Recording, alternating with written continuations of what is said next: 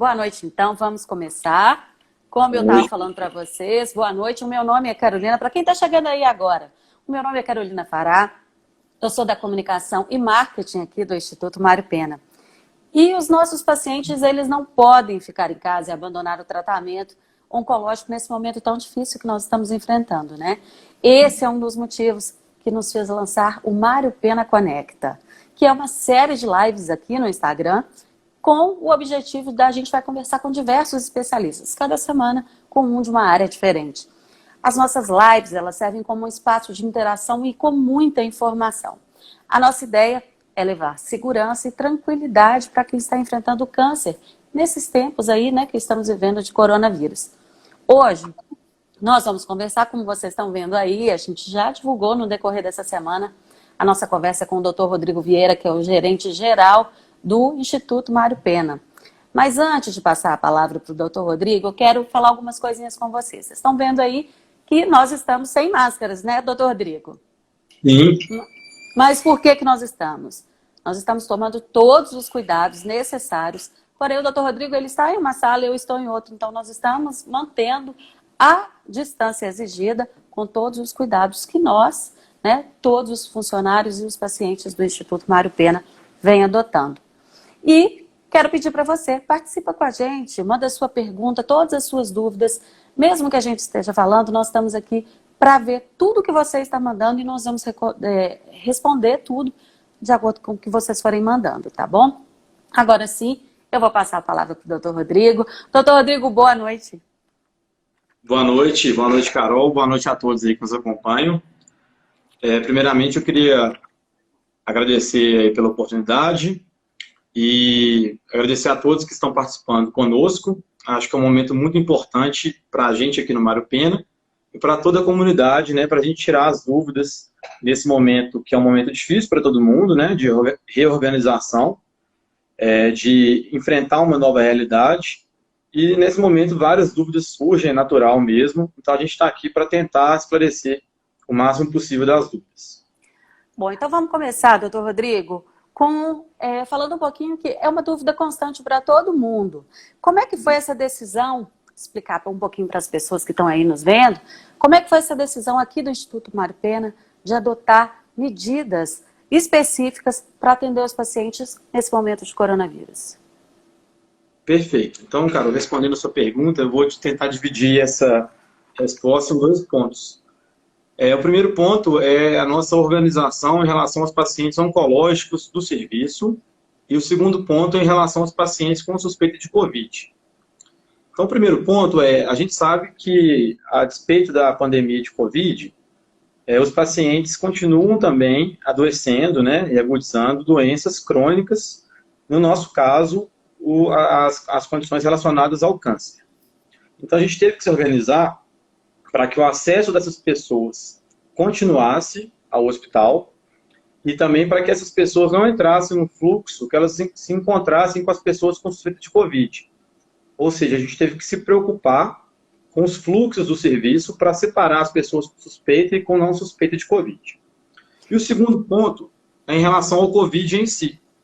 Então, a gente sabe que, primeiro, os pacientes que acompanham conosco por doenças, né, oncológicas, eles poderiam, sim, adoecer pelo Covid, ou ter suspeita de Covid. Então, a gente teria que receber esses pacientes. E a gente também entende que a nossa missão, parte da nossa missão institucional, é ajudar a rede de saúde como um todo. Então, a gente se dispôs a enfrentar esse período difícil, juntamente com o Estado de Minas Gerais, juntamente com a Prefeitura Municipal de Belo Horizonte. Então, a gente, depois de algumas reuniões que aconteceram no mês de março, a gente se dispôs a abrir novos leitos. Tivemos um apoio importante, é importante registrar aqui o apoio fundamental que a gente teve. Tivemos apoio da iniciativa privada, de várias empresas, da FIENG, do governo do Estado, do governo municipal e do Ministério Público do Trabalho, de várias formas, né? Tanto com auxílio logístico, na criação de fluxos, quanto com doações que nós recebemos nesse período. Então, todas essas medidas foram muito importantes. Então, de forma que a gente criou enfermarias, né, e CTI específico para o COVID. A gente capacitou a nossa equipe para atendimento desses pacientes. A gente adquiriu insumos, principalmente os que a gente chama de EPIs, né, os equipamentos de proteção individual, para o enfrentamento do COVID com qualidade, sem comprometer o fluxo dos outros pacientes que não têm COVID. Tá certo. Doutor Rodrigo, outra coisa que está chegando aqui, as pessoas estão muito preocupadas. A gente vê isso nas nossas redes sociais acompanhando todo dia, né? Eu, principalmente no caso que sou da área de marketing e comunicação, os pacientes oncológicos, eles estão um pouco receosos, isso não só aqui. Eu vejo em números do Brasil mesmo. Eles estão receosos em procurar o atendimento e é um tratamento que ele não pode ser abandonado de forma alguma, seja um tratamento de quimioterapia, rádio ou para buscar medicamentos, né? Como é que isso está acontecendo aqui? Vamos explicar um pouquinho para quem está aí nos assistindo sobre isso? Vamos. Então, vamos entender primeiro o contexto geral. Em todos os hospitais do município de Belo Horizonte, houve redução da procura em pronto atendimentos. Muito porque os pacientes realmente têm esse receio. Então, aqui no serviço, a gente diminuiu mais ou menos 20% dos atendimentos de pronto atendimento.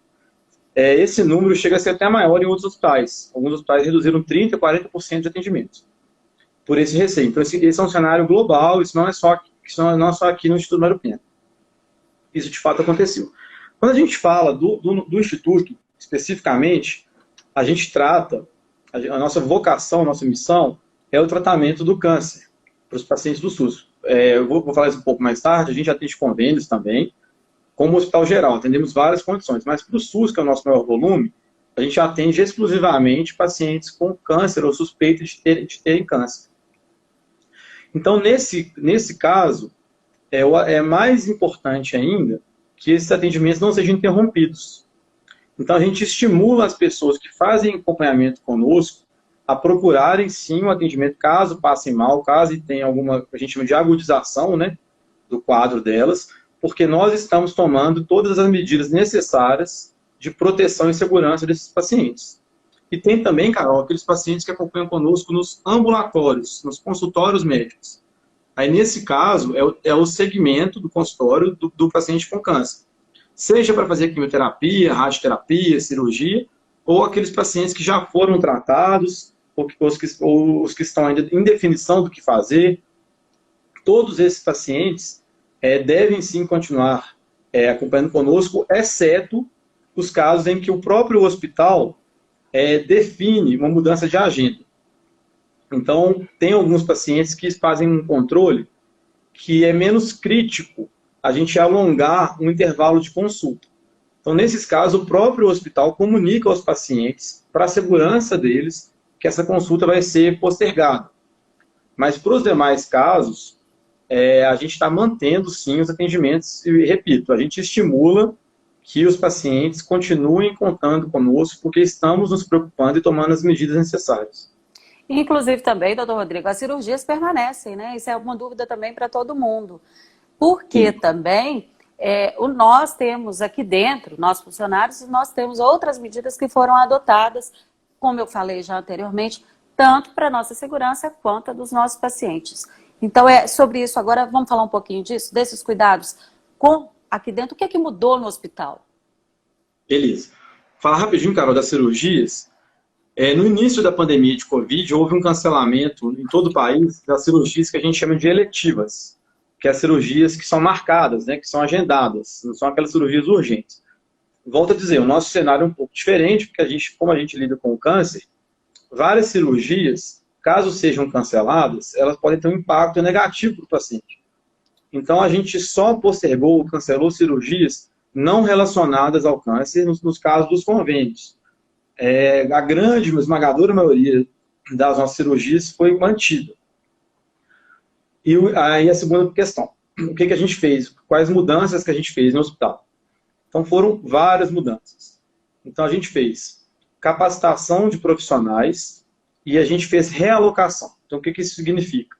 A gente treinou as pessoas com as melhores práticas para o atendimento ao COVID e a gente distribuiu essas pessoas no hospital de forma que o fluxo de pacientes com suspeita de COVID seja diferente, em um consultório diferente, uma área diferente, daquele fluxo dos pacientes sem o Covid. Como é que a gente consegue fazer isso na prática? A gente criou uma triagem. Então, todos os pacientes e acompanhantes que chegam ao hospital, eles são triados, são feitas perguntas relacionadas ao Covid e medida de temperatura, em alguns casos, os dados vitais também. Caso haja suspeita de Covid, esses pacientes são direcionados para um local totalmente separado do local usual de atendimento.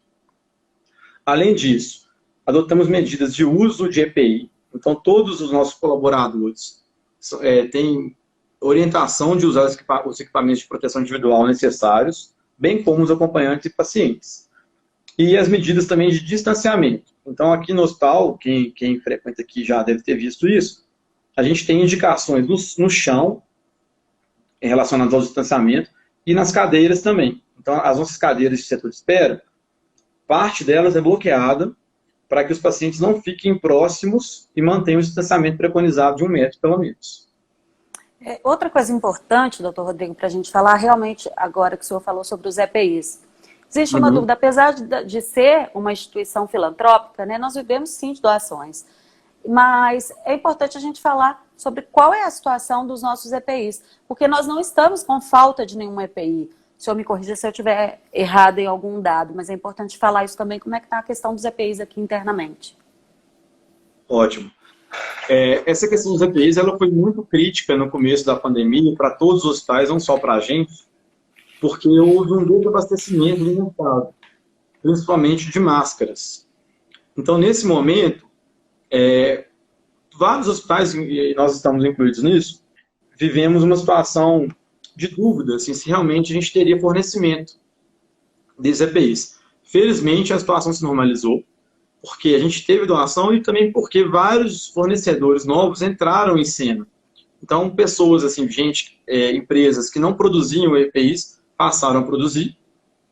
Houve uma intervenção também do Estado, de forma que, no momento, a gente não tem falta desses EPIs. Temos também aquela que a gente chama de face shield, né? Que é aquele dispositivo de plástico que fica na face para usar quando necessário, gorros, luvas, os capotes e aventais, todos os EPIs necessários para os cuidados do Covid estão disponíveis hoje aqui.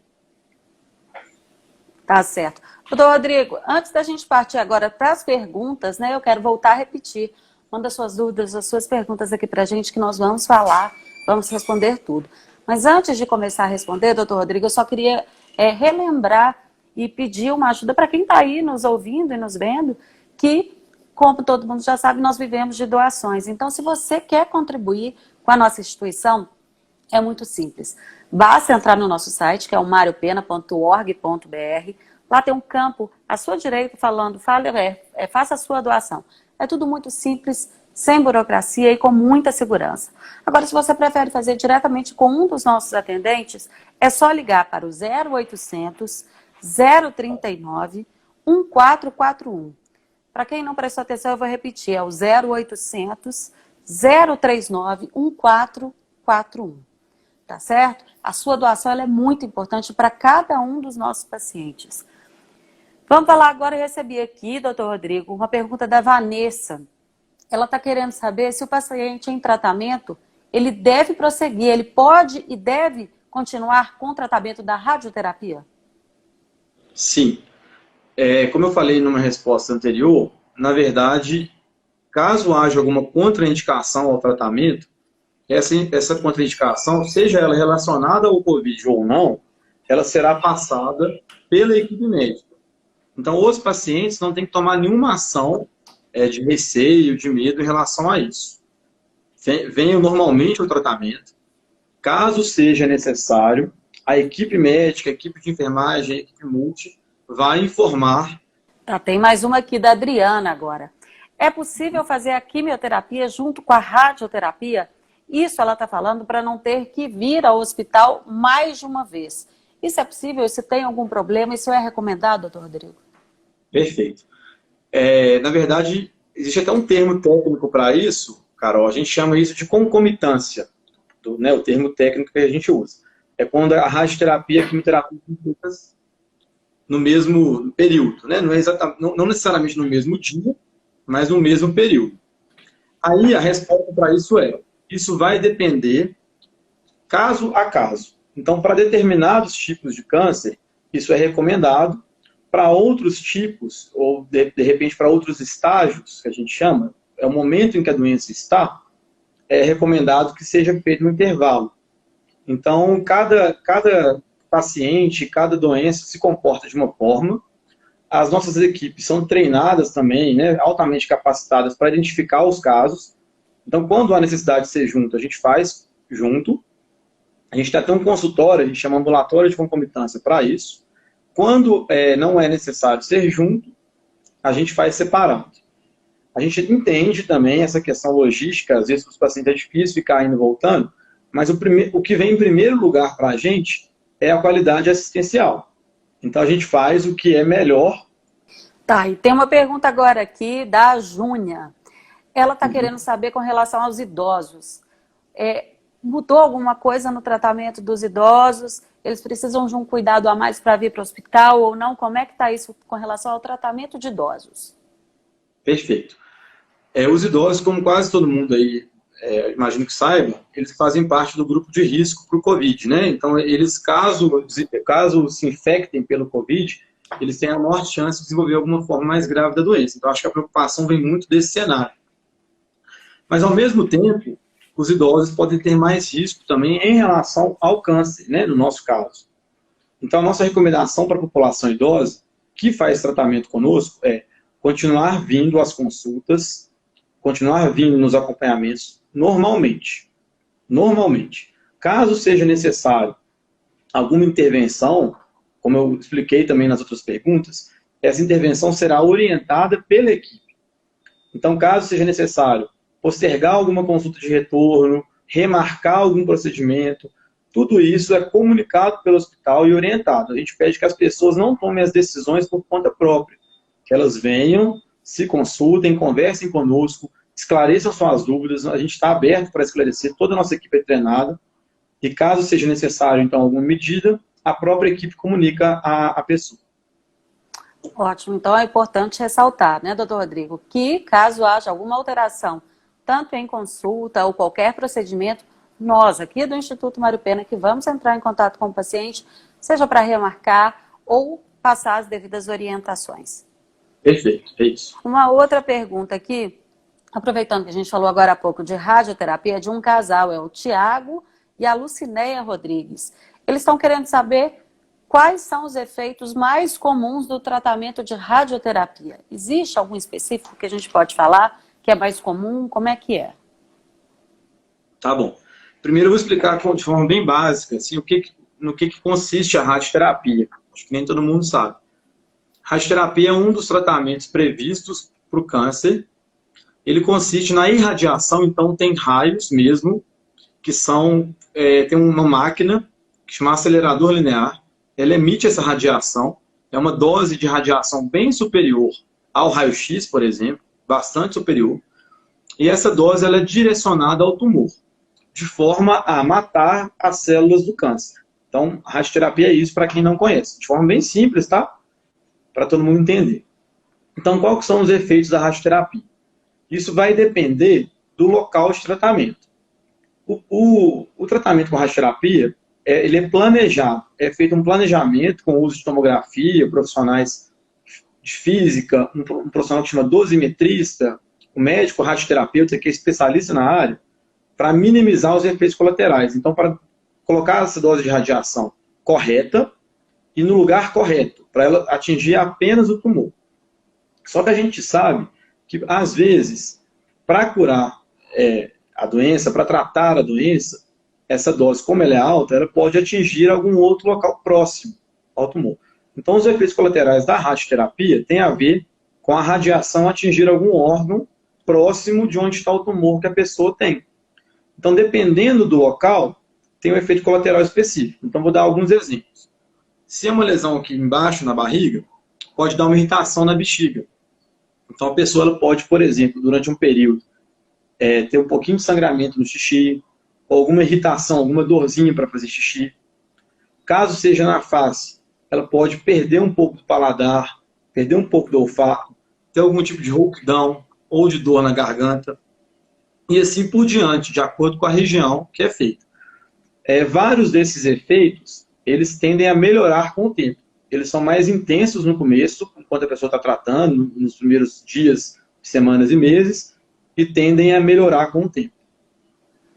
Tá. Doutor Rodrigo, agora quebrando um pouquinho do clima aqui, chegou uma outra pergunta. Alguém parece que te reconheceu aí, a Alexandra Michele. Está perguntando, doutor Rodrigo, você já atende no PA do Hospital das Clínicas? Sim, eu sou concursado do Hospital das Clínicas, trabalho sim no pronto atendimento, continuo trabalhando lá na coordenação do pronto atendimento. Então a pessoa reconheceu certo. Com certeza, então. Então tá aí, ó.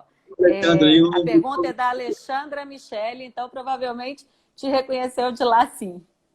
Respondido, viu, Alexandra Michele? Agora vamos voltar a outro assunto. O Alisson Gomes, ele quer saber em relação às consultas de acompanhamento pós-cirúrgico. Elas estão sendo adiadas, algumas. O senhor já explicou isso aqui mais um pouquinho, mas vamos lá reforçar. Ele está um pouco preocupado. Quando que isso acontece? No pós-cirúrgico, nesse caso, que ele está querendo saber. Beleza. Alexandre, a diretriz que a gente segue para o pós-cirúrgico ela é bem semelhante à diretriz que a gente segue para os pacientes que fizeram tratamento oncológico com químio e ou radioterapia. Então, aí, as equipes de cada especialidade, da oncologia, da mastologia, da radioterapia, urologia e assim por diante, tem uma avaliação de todos os casos que estão em acompanhamento. Então, aqueles casos que podem ser adiados, até para evitar que o paciente venha aqui ao hospital de forma que não seja primordial, elas são remarcadas. Então, isso é feito caso a caso, há uma avaliação da equipe de enfermagem, da equipe médica, e então o que eu quero passar, deixar bem claro, é que existem critérios para isso. Caso a equipe entenda que esse atraso, né, eventualmente pode ser prejudicial ao paciente, esse cancelamento, via de regra, não é feito. Ele é apenas feito caso haja um julgamento que isso não vai prejudicar o paciente. Tem mais uma pergunta aí agora da Carolina Costa. Ela quer saber, os pacientes oncológicos ficam em um setor diferente dos pacientes de outras doenças infectocontagiosas? Perfeito. Carolina, é o seguinte, o nosso hospital, como eu falei no começo, ele atende pelo SUS, 100% dos nossos pacientes são oncológicos. Só que os pacientes oncológicos, eles adoecem também por várias razões. Então, a gente tem pacientes que acompanham conosco por razões oncológicas, mas que têm doenças infecto-contagiosas. Isso eu estou dizendo independentemente do coronavírus. É comum a gente ter pacientes com pneumonia, pacientes com gripe, pacientes até com tuberculose, a gente já teve aqui. Então, o que acontece hoje é que todos os fluxos desse paciente, desde a chegada até a internação e a saída, ele é separado. Vou dar o exemplo da nossa enfermaria de internação, né? A gente tem uma ala inteira, que é isolada, com uma equipe própria. Essa equipe não atende outros lugares, que ela se destina exclusivamente a atender os casos de coronavírus. Então, sim, existe uma separação, existe um fluxo específico, com pessoas específicas para esse atendimento. Tá, tem uma outra aqui, ó. Solimar Betinho, de Nova Era, ela mandou o seguinte. No início do ano, eu descobri algumas manchas na minha bexiga. Preciso fazer a cirurgia, mas está sem o médico aqui na minha cidade para fazer o laudo do risco cirúrgico. Ela é paciente aqui da urologia do Dr. Salazar. Ela quer saber que se ela vier ao hospital, ela vai ser atendida, o que ela deve fazer? Ou aguardar a volta do atendimento da cidade dela, para aí sim ela voltar a ser encaminhada aqui para o Instituto Mário Pena. Perfeito. Olha, eu teria que entender melhor o caso, para entender se a cirurgia de fato já foi indicada, ou se a cirurgia é apenas uma possibilidade dentre outras. Caso a cirurgia já tenha sido indicada, realmente é necessário o risco, o que a gente chama de risco cirúrgico, avaliação pré-operatória. Nós fazemos o risco cirúrgico aqui em loco.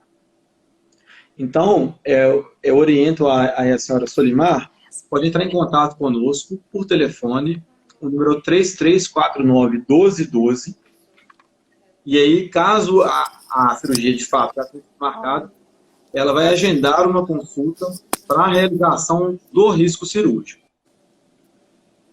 Tá certo. Doutor Rodrigo, só falar então Solimar, Betinho, pode aguardar que em breve a nossa equipe de ouvidoria ou os profissionais vão entrar em contato com você para passar as informações, para saber direitinho, né, doutor Rodrigo? A gente precisa entender o caso específico dessa paciente. Então, a gente vai entrar em contato com você para te passar certinho quais são as orientações e qual a melhor forma para a gente realizar, né, esse nosso atendimento. Se é por aí, esperar, se já foi detectado ou não, você pode aguardar que a gente vai te responder, tá certo? Tem outra aqui agora, um agradecimento. Parabéns, doutor Rodrigo.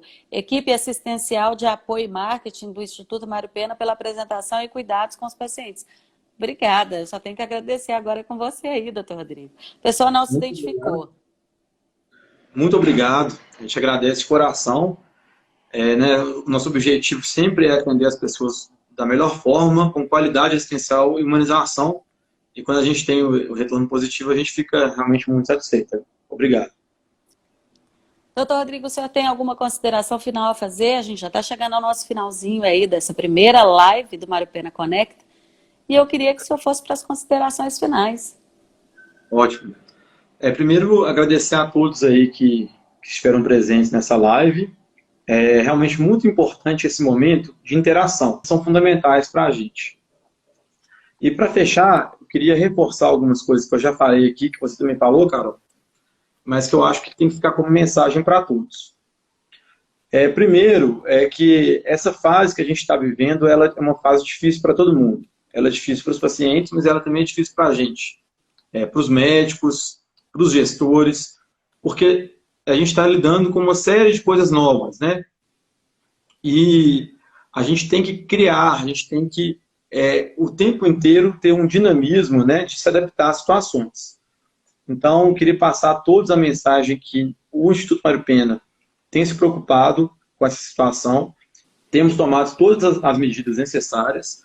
Eu reforço aos nossos pacientes que continuem os acompanhamentos normalmente e que, caso seja necessária alguma intervenção, algum adiamento, qualquer mudança, né, na agenda de tratamento, que isso será comunicado pelas equipes. Então, eu peço muito aí para que as pessoas não tomem as medidas, né, as decisões por conta própria. Qualquer dúvida que tiver, entre em contato conosco. O telefone da ouvidoria também, cara, eu acho que a gente pode passar os contatos, né? Sim. Abertos aí a esclarecer dúvidas posteriormente também. E a segunda coisa, para fechar, a gente é um instituto filantrópico, a gente precisa muito de doação mesmo para sobreviver. A gente não está falando, né, nem assim de ter aquela gordurinha extra, não.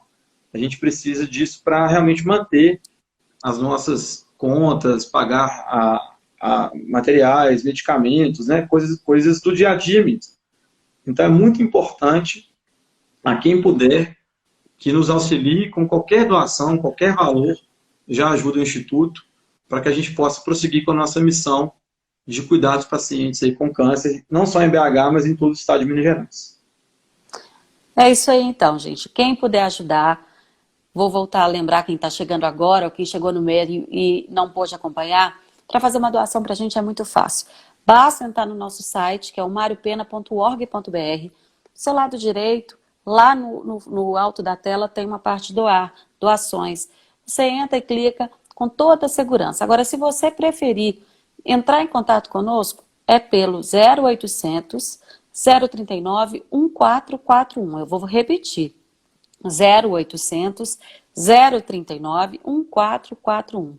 É muito fácil e muito seguro. A sua doação, cada centavo é valioso para a recuperação dos nossos pacientes e para a gente continuar fazendo esse tratamento de qualidade com os nossos pacientes oncológicos que dependem muito da nossa equipe.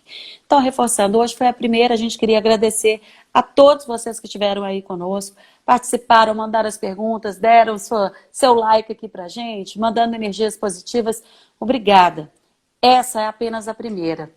Nós vamos sempre estar falando a cada semana com um especialista, que eu falei já no início, mas eu vou repetir para quem chegou agora, sobre as dificuldades do hospital que nós viemos enfrentando agora com a pandemia do coronavírus. Então, vão ser diversos especialistas. E cada um vai falar um pouquinho sobre a sua especialidade, sobre o que está acontecendo, o que mudou.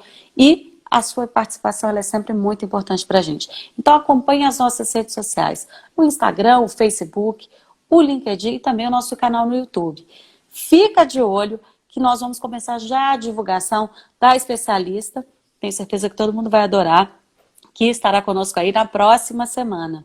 Então acompanhe tudo com a gente e vocês vão ficar sabendo e a gente conta com vocês, tá? Na próxima semana, para estar aqui participando com a gente. Agradeço mais uma vez e só lembrar de uma coisa. Quem perdeu ou chegou no meio do caminho, não deu para pegar desde o início, é só entrar no nosso Instagram do Instituto Mário Pena, que essa nossa live, essa primeira live, doutor Rodrigo, é bom refrisar isso, que ela vai estar disponível no nosso IGTV. Então, quem perdeu ou chegou um pouquinho atrasado, pode voltar lá e assistir tudo, tá bom? Muito obrigado pela audiência de todo mundo e uma ótima noite e a gente se vê na semana que vem. Boa noite.